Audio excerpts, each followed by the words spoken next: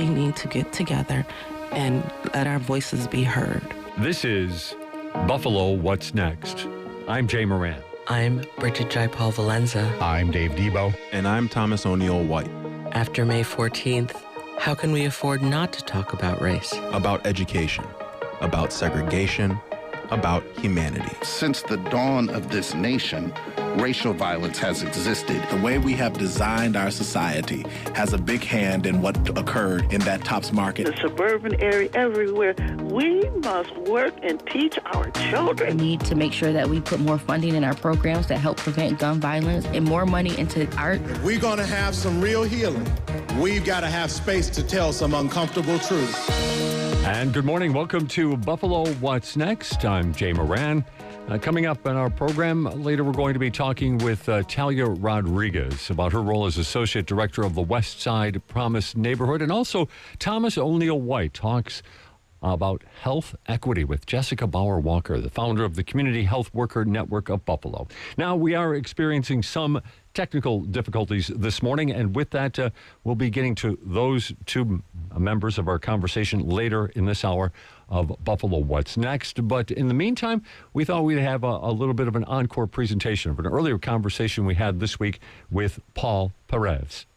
Paul, thanks for joining us. Good morning. Good morning, everyone. Peace. How y'all doing? Well, we're doing okay. Paul is involved in a lot of different things. He says he's the site director for home headquarters, but that's his 9 to 5, as he tells me. But he is involved in a couple of other things, a lot of it having to do with real estate, better living interests, and also better living logistics, too, correct, well. So we want to get into all those things. But I think, Paul, one of the things that really strikes us about your experience and your thoughts is just about when it comes to generational wealth and the lack thereof when it comes to a lot of Black people. Mm-hmm. Just a general thought about that, what you are seeing and how perhaps maybe you're going about your experience to try to overcome that. For sure.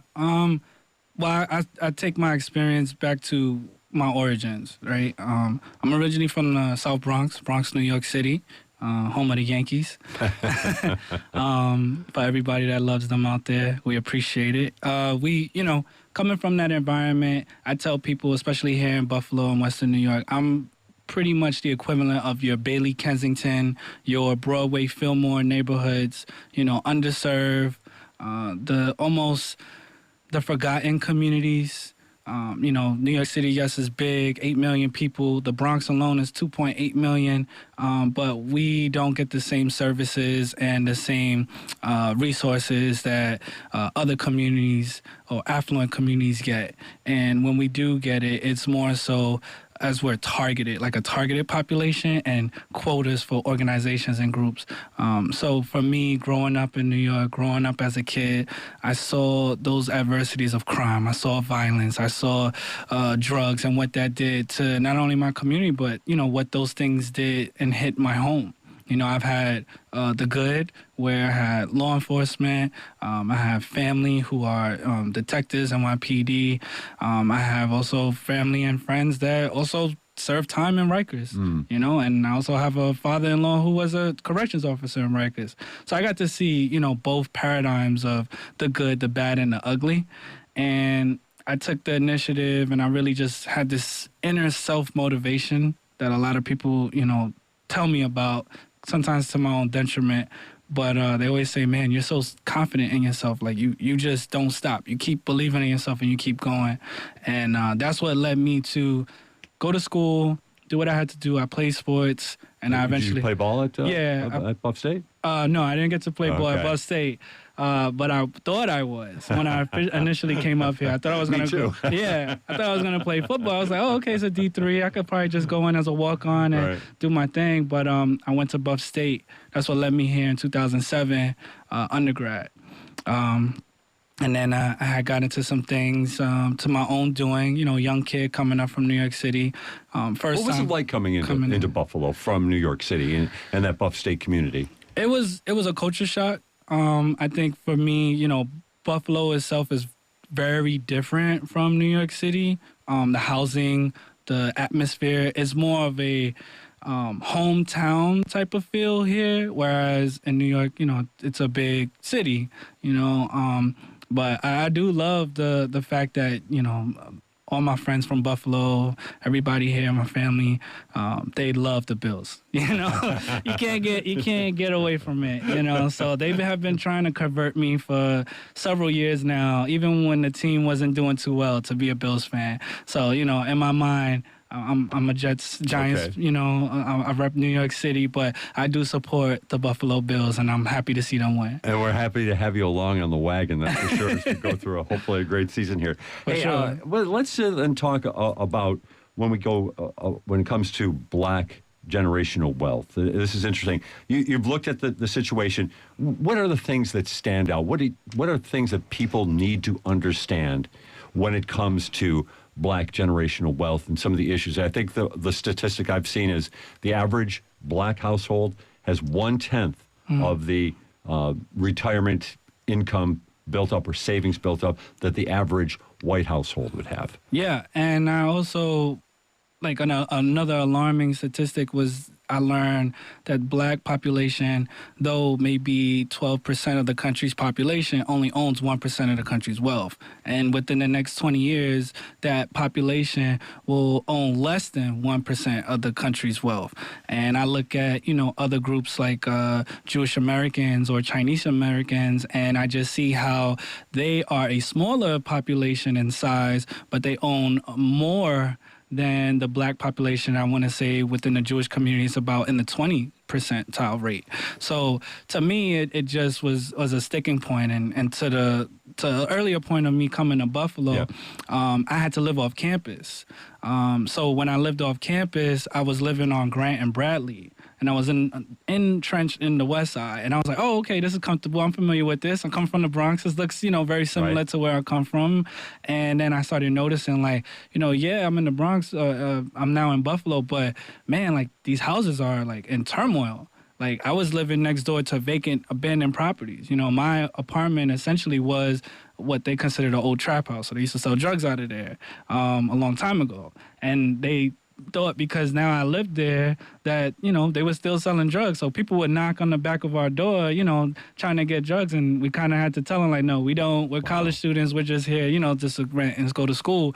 So it took some time. But now, if you drive on all along Grand Street, you have now seen that transformation of that community and what that community looks like.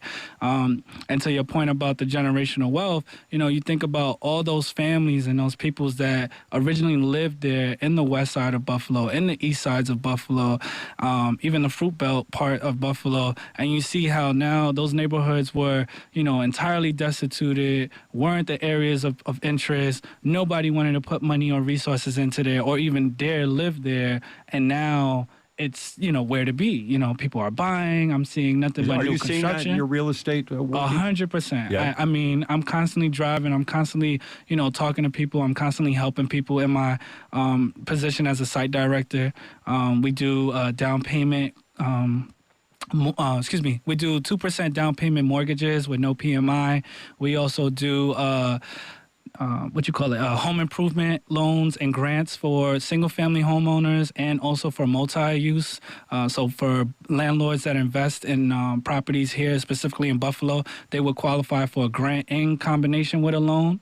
And we also do new construction. That's what the company does. So I'm constantly doing that on my daily work. And then on my own business, I'm looking at the community. And I had the privilege of, when I had finished school and I was going into grad school at Buffalo State College, I got an internship in City Hall. And when I was working in City Hall, I was working in the Division of Citizen Services. So I got to get a feel of what does the ombudsman of the city of Buffalo look like, where all the calls, where all the concerns, the hotline, essentially, and get connected to all the city departments. And that's where I eventually leveled up, graduated with my master's degree, and I became the coordinator for the Save Our Streets Task Force.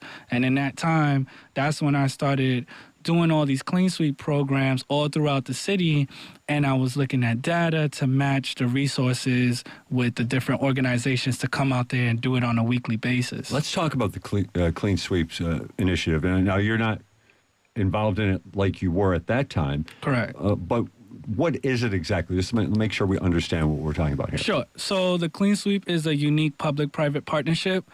Basically, it's headed from the mayor's office, and it just connects all the city departments, county agencies, state agencies, federal agencies, along with non-for-profits, local non-for-profits, and local businesses to go into the community and provide resources and services, whether it be broken into 3 teams. So there's the beautification and restoration team, cleaning up the vacant houses. Before, when I first started, they were demolishing vacant houses. Right. That has changed now. But and as a real estate person, you think that's good?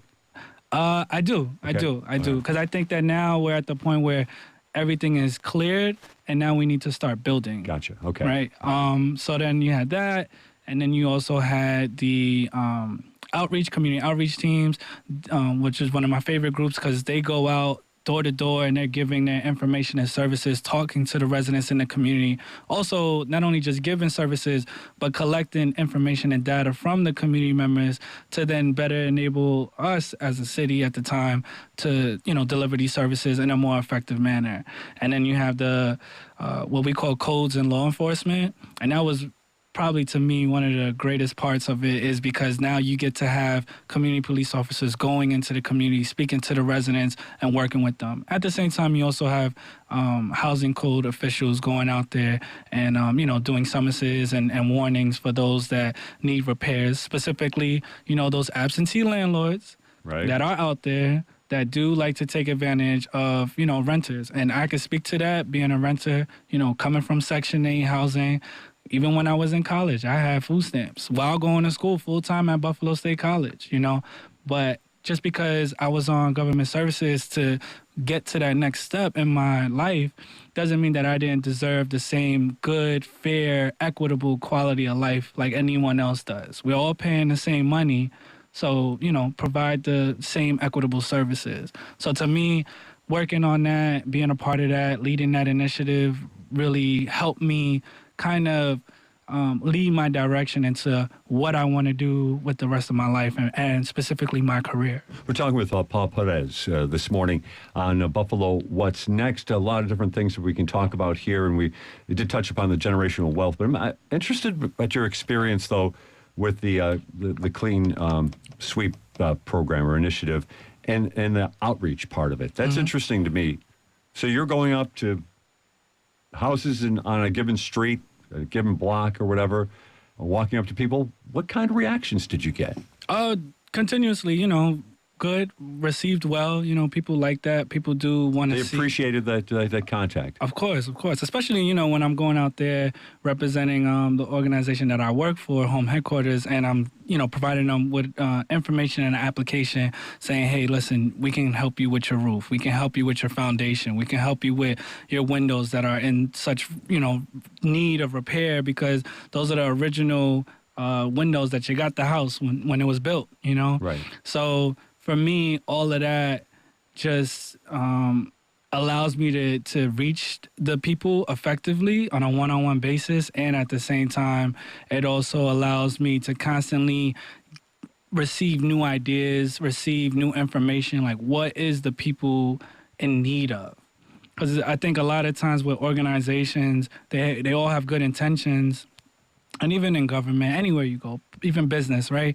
Everybody has their idea. They came up, they did what they had to do, they excelled, they exceeded, and they reached a certain point. But then that could also be your ceiling. You don't want to apex, you want to keep going. Right. So you got to also know that the people in which you serve, they're the ones who steer the ship. So just always having that ear and eyes on the street and your heart connected to those people really helps make you genuine. And I think for me, that's always been like my staple here in Buffalo, and why I've been received so well is, to many other community members when I go to block club meetings, speaking to the board of block clubs, talking to different organizations, going to town hall meetings, they always look at me and receive me as like a young brother, or to the elder women, right. I'm usually like their young grandson, so I appreciate that, and I'm thankful, and they always see me as he's here to help.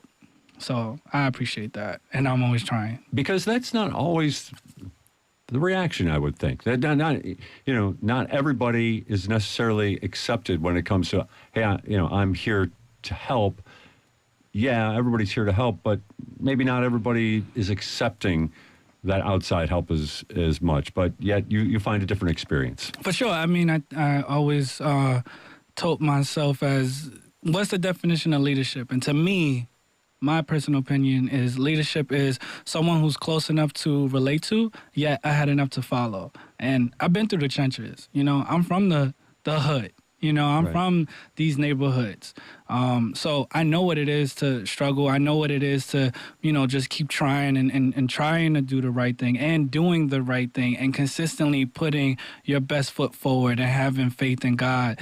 At the same time, taking those blessings and now leveraging it and working on it.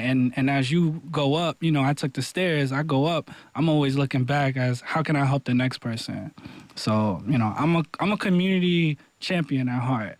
I just have different outlets as to how I can do that. Right, no doubt. It's impressive the way you've gone about doing this, for sure. When you look at kids, 16, 15, 14-year-old kids, do you think back to the kids that you were growing up with in the South Bronx? Do you think of yourself? And, what can you say to these kids? For sure. Actually, I spoke to them this summer. We had a shout out to the Yale Academy. My brother Lee Anthony Freeman, Buffalo native, also a fraternity brother of mine, Prince Hall Mason, Ionic Lodge number 88. And You're always networking, are you? Listen, I'm always working. I'm in the community. I'm here. I'm really entrenched into this work, and this is my heart. This is my passion. And I think that you can always, I told the kids. So what I did was over the summer I taught them about credit. Right? I taught them about the basic principles of credit, how to use that, what does that look like for themselves. I taught them about how to create an LLC, and I taught them about real estate. And I'm a big proponent of the three most financially successful people in the country, right, tend to be those who invest in real estate, right, those who invest in stocks and bonds, right? As we saw in the Great Recession, those groups, those organizations still rose, right? Mm-hmm. The same thing with the housing market. It took a hit, but it still rose to, incredible new heights now. And then those who also own businesses. Those three groups or people, you can be all of one or you could be two of three, but you got to be in one of those fields because those are the people that get the most tax benefits. Those are the people that actually rise with the tide when the economy comes back. So, for me, going back to the Black wealth and what I spoke with the students, I was teaching them, this is how you build Black wealth. This is how you build that passive income or just even have assets in which you own that if anything happens or things hit the fan, you have this for yourself and your family, and you could potentially live off of this and pass this down to the next generation, and the next generation is what we need to focus on. When you look at kids like that, like you were talking to this summer, I'm sure they were enraptured with the idea of having the possibility of having wealth, but at the same time, there must be pitfalls. What do you see are the pitfalls for young people? For sure. I mean, speaking to my Black and brown community here in Buffalo and to nationwide and even further throughout in the worldwide, we're not privy to those resources. We're not privy to those conversations. Our education system really doesn't put an emphasis on teaching kids, even in college, teaching you about credit, like what is your FICO score, simple things like that, a budget. I always start off my credit classes and consultations with, do you have a budget? Okay, you don't have a budget? All right, we need to work on a budget. Basic, simple, what's your income, what's your expenses, this is your net operating income. This is what you have left over to work with. And then when we have those conversations and we go through those exercises, they start to realize like, yeah, I wanted a car, but you know what? This car may be a little bit too much right now. So let me just save up. And then I'll eventually get a car when I have 3 months of savings, or I have, 3 months of my car payment, my rent is paid, I have all my bills in order, and I can sustain myself, to my next job or my next position in my career. That sounds like obviously a great approach to things. At the same time, kids are being marketed to, right? From outside interests who, they don't really care about their budget. They don't really care about their generational wealth. They just care about getting their money from their pockets into their corporate coffers. Is that something that you see as a troubling landscape as well? Yeah, I mean, I think even for adults, not even just children. Sure, trust me. I think a lot of us, and it's just the American way, right? Even America, I can't tell, the micro how to do things if we're not acknowledging the macro. And the macro is that America's in debt. Trillions of dollars in debt to other nations, right, that we're supposedly competing against. And it's like, how can you get out of that? Well, you got to be a producer. You gotta stray away from being a consumer and start focusing on being a producer. And I think for us, I like nice things. I like to wear, You got amazing sneakers. Oh, appreciate it, brother. Appreciate it. Shout out to Y3, Yohoji Yamamoto, and shout out to Soho in New York City. We out here. Okay.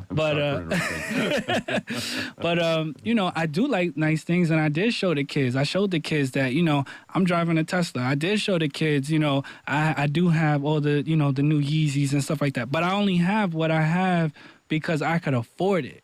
And that's what we got to get into. We got to get into the mindset of what is affordability. And there's things that I have passed up on because I'm willing to have that delayed gratification.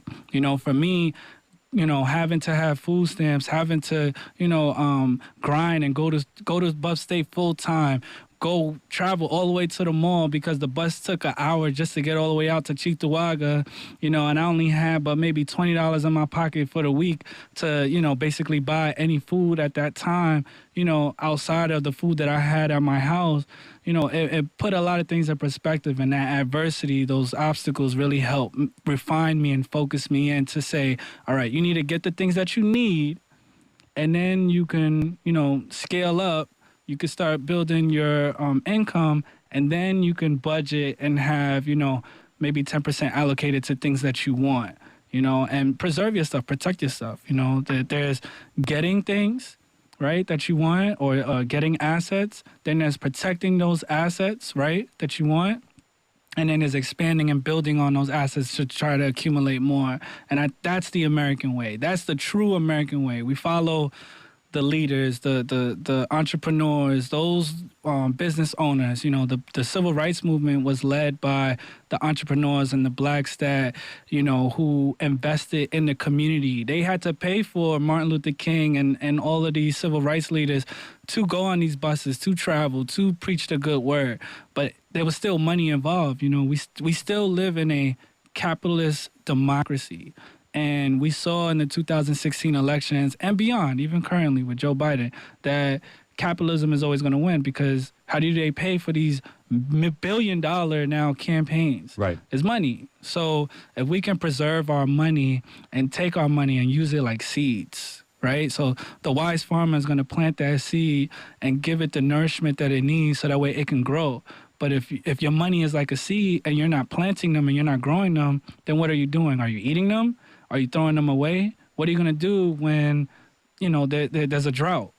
There's no abundance. You got to be able to have some self-sustainability, and that's my biggest thing to promote to the community is we need to start focusing on being producers instead of just being consumers. And I think you actually just answered the question right there, but I'll ask it anyway. For this community, for the Buffalo community, you're obviously a big picture guy, yet you're working down in the trenches at the same time. Right. What's obstructing that message from the community? Definitely the media. We have in our community, a lot of negative depictions of ourselves. We too much associate wealth with material things. And that's why, for me, it's kind of like you got to have the sugar before you give the vinegar.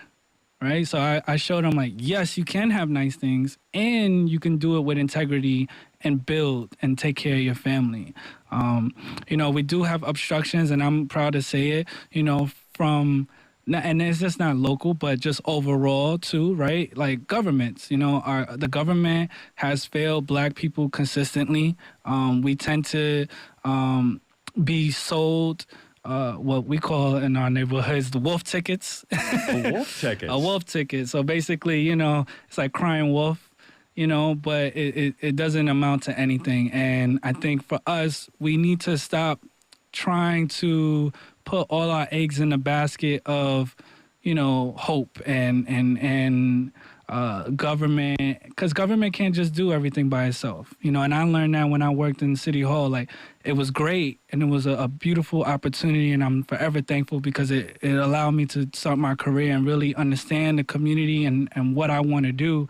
But I also acknowledged and learned that as much as I was going into these communities that were underserved and putting all the resources and energy into it, I also realized that the community is the number one leader for the community to get out to rise. So, that's why I'm really a big proponent on not putting blames to anyone, yet, acknowledging the atrocities and the things that are going on, speaking truth to power, right? And at the same time, going back to my community and saying, hey, we have to do better.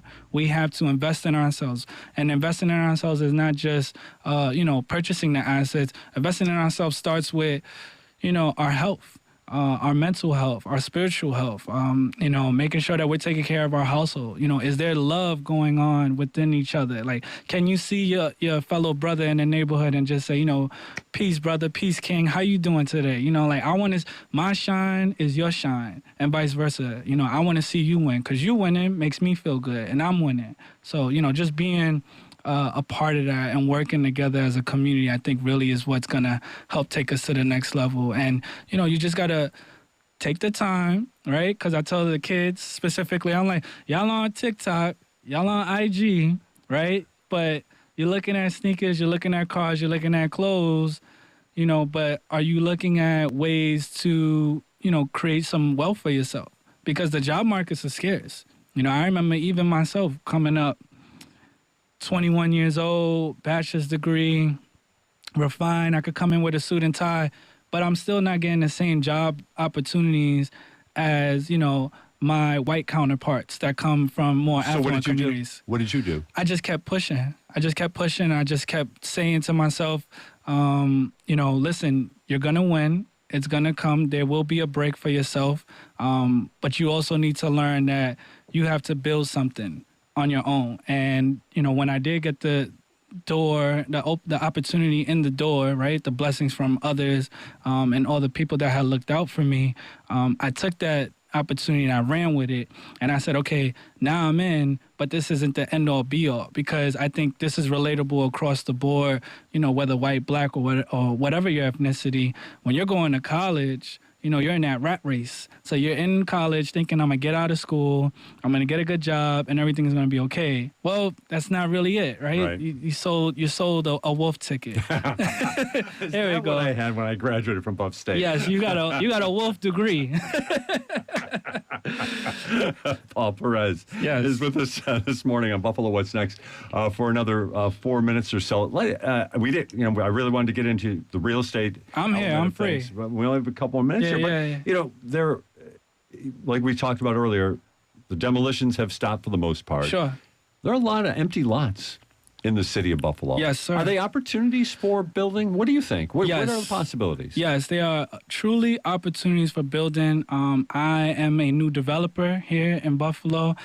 Started out, I purchased my 3-unit home. So to speak to that, so how to get out of that rat race, you got to start getting those assets. I read books like Robert Kiyosaki's Rich Dad, Poor Dad. I went on YouTube, people. There's a lot of information, free information on YouTube that you can learn from and benefit from. And I started learning about real estate, got my loan origination license, went and got my HUD certification, worked at NACA, closed over $14 million worth of loans.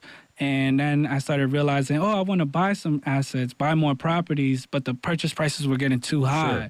And then I started looking and I'm like, well, I have a big, massive backyard, in my North Buffalo 3-unit home. Why don't I just build on it? I'm coming from New York City. We build vertically. We live vertically. Right. So I'm like, all right, let me just do that. So then I went, I put the initiative in, and I reached out to the city. I asked them about the green code, and things are within the green code. You know, if you're a homeowner or a potential homeowner and you want to see changes in your neighborhood, you need to go to the places that have the authority over what is going on in your government, right? Speak to your elected officials, speak to the department heads, and find out what you can do to be a solution and provide that solution. So I researched, I found an architect, I found a mechanical electrical engineer, I combined those plans together, I submitted it to the city, and now we're at the last stage of approval to get this project started.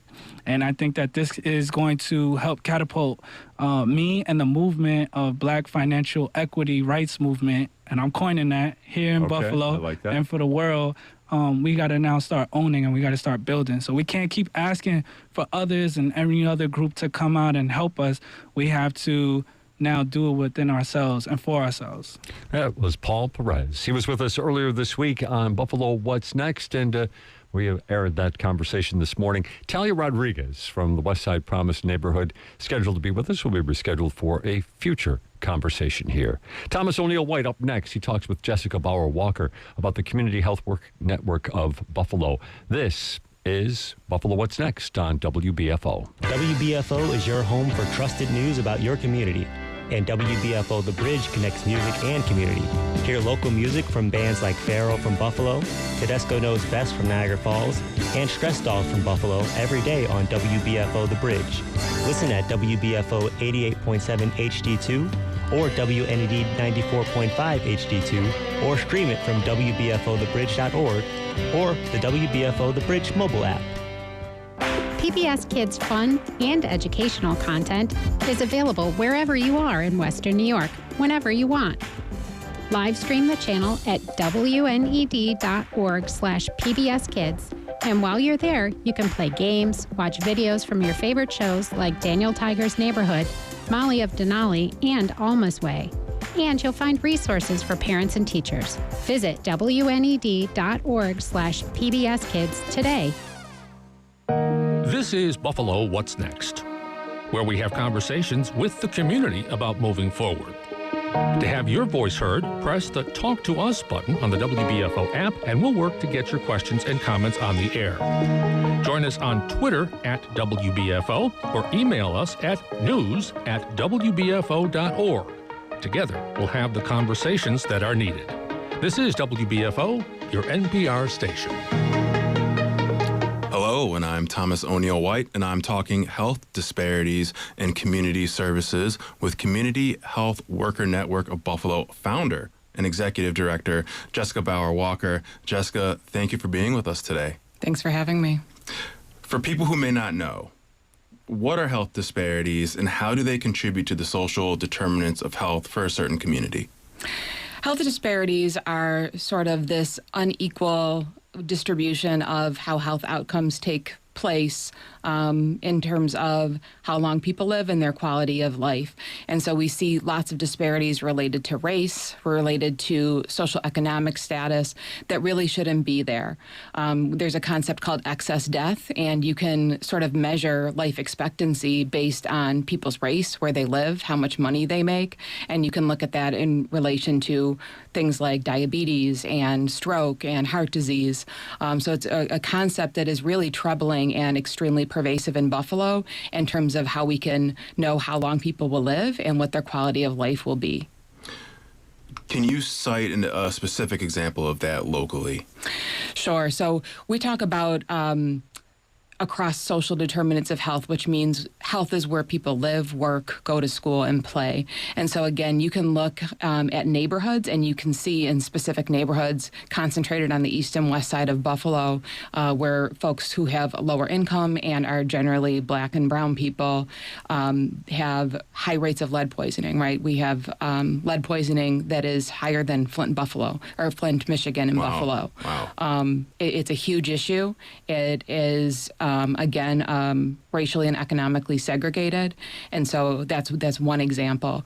We can look at birth outcomes and see that Black women in particular have much higher rates of maternal mortality and tend to have more C-sections, have babies earlier than their white counterparts and more economically advantaged counterparts. We can look at education outcomes and see that the concentration in specific schools, even within Buffalo Public Schools, related to Black and Latinx children. If you look at the data from the State Education Department, you can see that math and ELA scores are significantly lower than their white and suburban counterparts. So there's lots and lots of data sets that show us that there is this unequal distribution, and we know that how much money you make and your education status is going to lead to employment opportunities and the types of things that allow you to get healthy and fresh food, to live in a safe environment, to have access to high quality health care. So all of these things are really intimately interconnected, and we see this play out pretty dramatically in Buffalo and Western New York. Now, how does the Community Health Worker Network of Buffalo help in this regard? You train people, you offer services. What does that all look like? We founded the Community Health Worker Network back about 11 years ago, and really it was a way to have a bottom-up solution for health equity. So we were seeing a lot of these issues. I was working on a grassroots level as a community organizer, talking to my colleagues who are physicians, who are academics, who are working, in other sectors like housing and community development and education, and seeing, again, these patterns that are all really interconnected. And we really needed a movement, really, of folks who were of and from the community, who saw these things and who understood and who could connect to community in a different way. It's a really different model. We say a lot of times nothing about us without us is for us. And so we need to make sure that we don't just have folks who are looking at this data and coming up with solutions for community, but that we're really co-producing solutions and saying what works for us. So this is really a model where we have people who have gone through some of these things. If there's a community health worker that's working with somebody that has diabetes, oftentimes they have diabetes themselves. And so they know what that's like to have to navigate those services, do medication management, look at the diet and exercise and those lifestyle pieces as well. I do a lot of my work in Buffalo Public Schools because I'm a parent and I can connect to parents in a different way. There's nothing like actually having gone through the system, and I've leaned on a lot of my friends who have expertise in navigating social services or Section 8 housing or things like that, because, you can read about this stuff in a book, but there's nothing like actually experiencing it for yourself. And so that's really the work that we do as community health workers. And you wanted to put a point on, yes, this is Community Health Worker Network of Buffalo, but it's more than healthcare. Right. So we say a lot of times health is more than healthcare. We are in a social determinants of health model. We know that healthcare actually only makes up about 5% of how healthy people are. It's really important. We want to make sure that people have access to high quality health care, but prevention is the most important component. So we know that if people are getting access to healthy and fresh foods, they have fresh air to breathe and places to go and exercise, they have healthy relationships, there's not violence in their homes or in their neighborhoods, they're going to be a lot healthier. Going to the doctor is a important part, but it's a significantly smaller portion than all these other components that make up health. And so we've got community health workers working really across all those different sectors of social determinants of health. And we have to correct people a lot of times when they say community health care workers, we say community health workers. And it seems like a small difference to some, but it's a really significant one to us. Along with DuVille University, Community Health Network of Buffalo recently received nearly $3 million in grant money from the U.S. Health Resources Services Administration to help tackle these health disparities in the region. What type of training does $3 million buy? Yeah, so we have been doing this training for, again, a little bit over a decade, and it's really a different type of model. We use a pedagogy called popular education, and this is a format that was used in the civil rights movement and really movements around the world. And it's a model where everybody's teaching and everybody's learning. We have folks come into our training who have limited English proficiency or, limited literacy levels. We have an intergenerational parent and student community health worker training program program where we have youth as young as 13, and we've got grandparents that are elders, into their 80s. And it is a format where everybody can kind of learn together. So it's very experiential. We're working on building those natural qualities of community health workers, which are things like being a trusted member of community, having compassion, strong communication skills, and then we build additional knowledge and skills in terms of service navigation, care coordination, having a trauma-informed approach. And so we have this framework of core competencies. These are the core competencies that you need to be an effective community health worker and really do community engagement with an equity perspective. And how did you come about making this collaboration with DUville University? What do they bring to the table? So one of the things that I think is really important is that we're working both top down and bottom up. So we know we can train an army of folks on the ground, and if we don't have connections with our academic institutions, with city and county government, with local philanthropy, it's going to be really difficult to make systems change. We use an analogy of trying to move upstream, because oftentimes we find we're dealing with people in crisis and we're just pulling folks out of the river, and sometimes there's too many people to pull out. And so unless we really move upstream and change the system, some of our community health workers that have come in, they don't have a high school education, and we know we need to put them on a track where community health work might be the starting point and getting this certificate for a 28-hour program, but we can set them on a track where they can get additional education. They can get their high school equivalency, and they can go on to get an associate's, bachelor's, or even master's degree. And we have had people who've literally come in off the street, starting as a client at an organization, and have worked their way up to getting their master's and beyond. And we've been doing this work long enough where we can see those changes. So it's really important for us to create those pipelines, and we talk about community health workers as both a workforce and a movement for that reason. So collaborating with DUville is adding an extra few paddles as you move upstream. Exactly. Are there any other partners involved with this? Yes. So we've built really deep and broad partnerships over the years. We've got lots of grassroots partners. We've trained folks in organizations like Buffalo Prenatal Perinatal Network, who works on child and maternal health, Push Buffalo, who's doing housing work and community development, Most Valuable Parents, who are doing work with parents and in violence prevention. So we've got a vast array of community partners across social determinants of health. And then we have different institutional partners. You mentioned DUville University. We also have University of Buffalo at the table, and a few other academic partners on a college and university level, Erie County Department of Health, Buffalo Public Schools. So really it is a pretty broad collaboration where we have that model of it takes a village, and we're centering the voices and experiences of community health workers and directly impacted people, but we're clear that we need stakeholders and allies to make this work. You're listening to Buffalo What's Next. I'm Thomas O'Neill White, and I am talking health disparities and community service with Community Health Worker Network of Buffalo founder and executive director Jessica Bauer Walker. When we talk about training people, and I wanted to circle back to this, what are they being trained to do? How are they a stopgap between the community and these higher ups? How does that work? We like to talk about community health workers as a bridge. There's very few people who really understand and know how to navigate community and have those relationships there, and understand and know how to navigate systems. And that's where a community health worker in our network is really critical, because we have relationships on both sides. We know how to speak the language of community. We know how to speak the language of the system.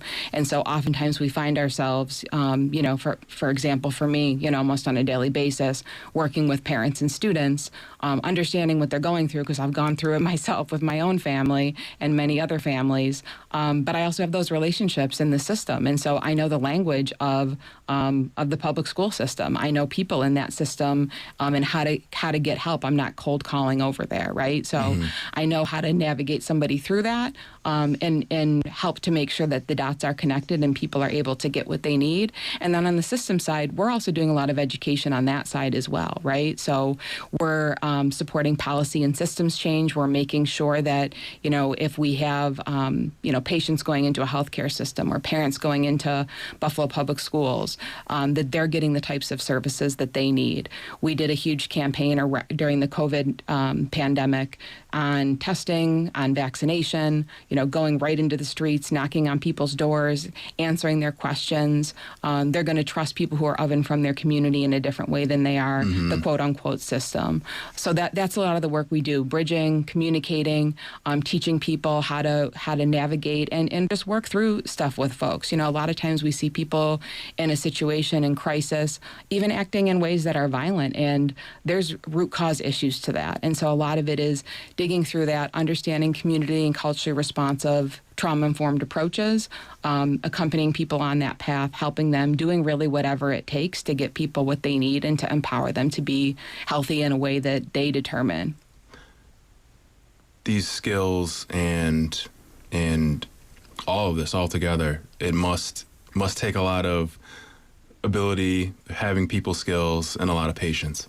It does. And that's the thing. I think you have to love people. There's a lot of folks who do care work and who work with our community, but at the core of it, you don't always have to like people, but you got to love them, because people can be challenging, right? This work is very difficult work, community work. A lot of people, it looks interesting from the outside, but once you get inside it, it is really hard, especially in our community right now. So you got to love people. And it takes work. Every day I have to remind myself, doing this work and navigating systems, working with challenging people, both in community and in some of the systems that we navigate. People are doing their best. People got a story, and we just got to, love people where they're at and help people move through difficult situations. And, we're all in this together at the end of the day.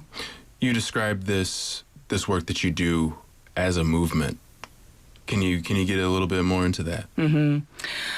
So again, we talk about nothing about us without us is for us, and we mean that. A lot of times folks want to have community people at the table, and it is more of a service and deficit type of approach, or it's sort of like we get invited to the table. How about this idea? We really want to be co-producing solutions, again, in a top-down, bottom-up way. There's a lot of language around diversity, equity, inclusion. What does that really look like?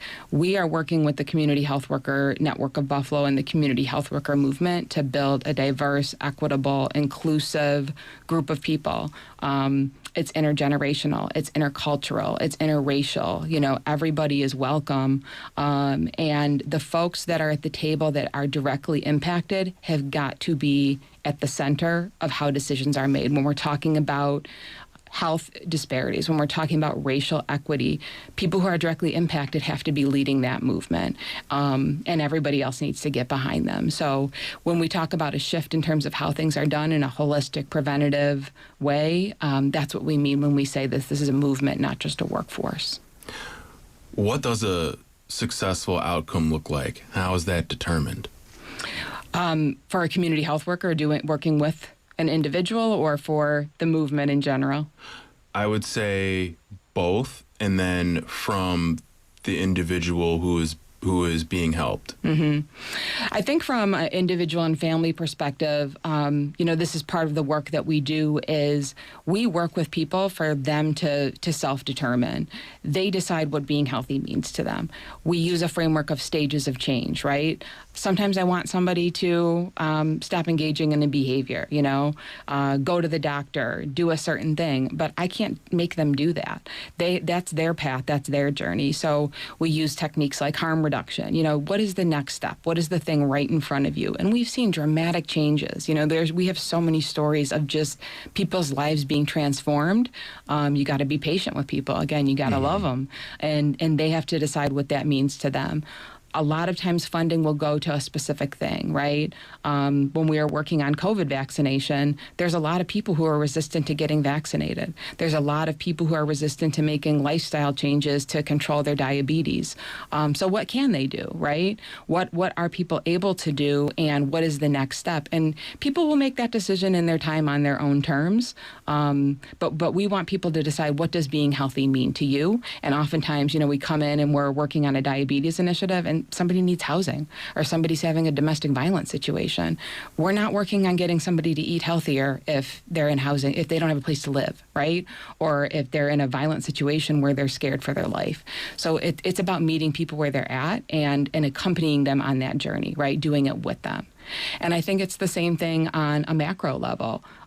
We got to be doing this together, and we have to kind of decide how we're working to change things, right? We do a lot of coalition work. For example, there's a lead safe task force, and you've got institutional folks at the table, you've got community people at the table. We have very different ways of working. And so it takes some time and effort to have a shared vision and to figure out how to work together. And we've tried different things, like we'll go out as street teams together, right? And people kind of have different roles. We've done training with community health workers and with housing inspectors from the city together. So how do we build kind of some shared ways of working and beliefs so that we can shift things together, I think is a key part of how we work as community health workers. How do you keep things fresh? What else needs to happen to sustain that success? Because from what you've said, it seems like burnout can be a real thing. Yes, thank you for bringing that up. Burnout can be a real thing because this work is really hard, and we have done a lot more work around self-care, trauma-informed care, understanding that trauma exists on an individual level. A lot of us got into this work as community health workers because we went through something. And so sometimes it's easier, actually, and I find this with a lot of community health workers, to not be dealing with our own stuff and dealing with other people's stuff. And we got to deal with our own stuff, too, because that's going to come back at one point or another. So that's where the network is really important, especially because we're working with systems who were, built on a structure that is oppressive, colonialism and slavery and everything that we've dealt with that has led to the issues that we're dealing with in Buffalo and the aftermath of the massacre on May 14th. That stuff has been seeded for a long time, and it plays out in our lives and our work. And so we work to create spaces. We have retreats, we have self-care sessions, we check up on each other. Whenever we have meetings, we feed people healthy food. We do a mindfulness practice. We work with partners like Erie County Restorative Justice Coalition and Native American Community Services to make sure that we're really doing this healing from the inside out. For folks who want to join community health workers, what should they expect? There will be a lot more publicity around opportunities for folks to get trained. This federal grant that we have is a great opportunity because it allows us to do things like provide people a stipend to participate in the program.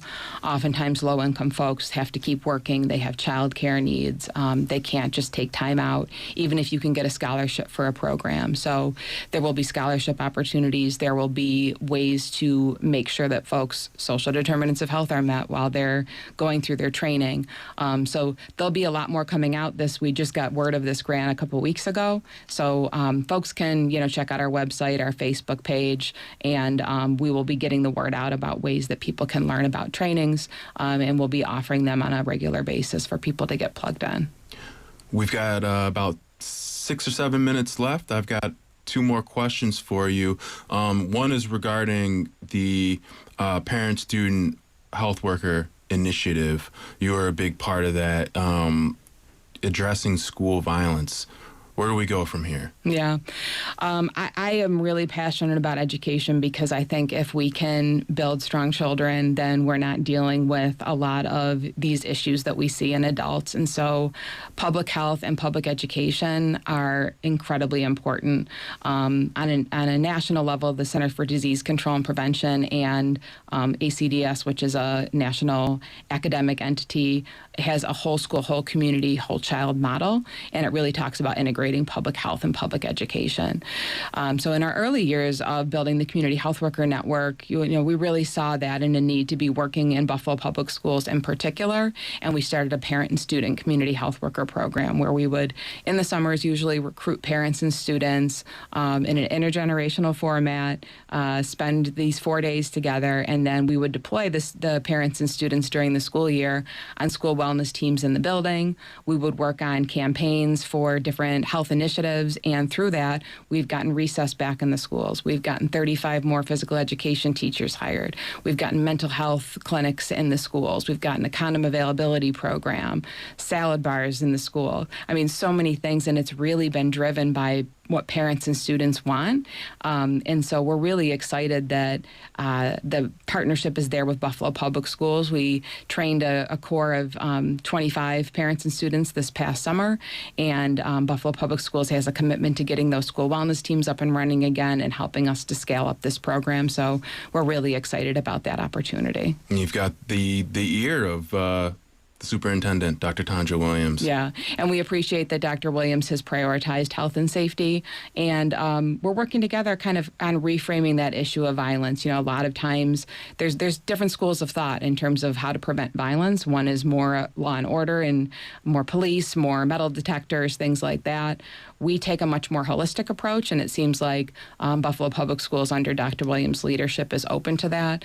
And what I say all the time is what keeps us really safe is our relationships. And so when we have people like community health workers, other parents and students checking on each other, noticing when somebody might be a little bit off, maybe they need something, maybe there's a mental health issue going on, there's a lot of good research and a lot of good experience that I have in terms of dealing with those root causes of violence so that we can prevent problems from happening in the first place. And the last thing I wanted to ask you, and I try to ask this of all my guests, it's a very broad question, but what does Buffalo need from your vantage point? Buffalo needs a lot of things, but I think we need to stop working in silos, and we really need to be working together. And that's where, my work as a community health worker and building a community health worker network, and our larger umbrella organization is called Connect, and it's really about connecting.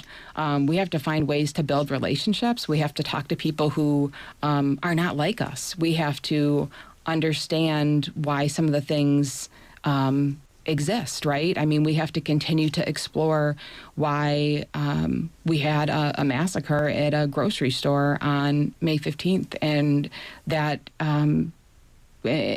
didn't just happen, and we need to move on and heal from it, right? We need to continue to understand why these things happen on a national level and a local level, build relationships with each other and directly impacted folks, and work in holistic ways. A lot of times people pick one thing to work on, and I think there's, importance in that. We need some of us that are out here really trying to connect the dots, build bridges, work with each other in new and different ways, and really do that healing work on every level, individual, family, community, racial, historical. It's big work, but it's good work, and we need to lean into that and really be working together as a village. Are you hopeful? I am hopeful. I couldn't continue to do this work if I wasn't. And that's why I really like working with youth, because they have so much energy and optimism. Mm-hmm. I love when we have a space where we have both youth and elders, because they bring such an energy and a wisdom to the space. So when I'm talking with youth and when I'm talking with the elders, it grounds me and it reminds me of why we do this work, and that people have been fighting these fights for a long time, and there's been a lot of struggles, and we just need to continue to show up every day and do our best. You are listening to Buffalo What's Next. Thomas O'Neill White speaking with Community Health Worker Network of Buffalo founder and executive director Jessica Bauer Walker. What's next for you? In the little time we have, what's next? I'm going to continue to just keep doing what we're doing here. I want to recruit more people into the work that we're doing and get people excited about doing community work and really centering again.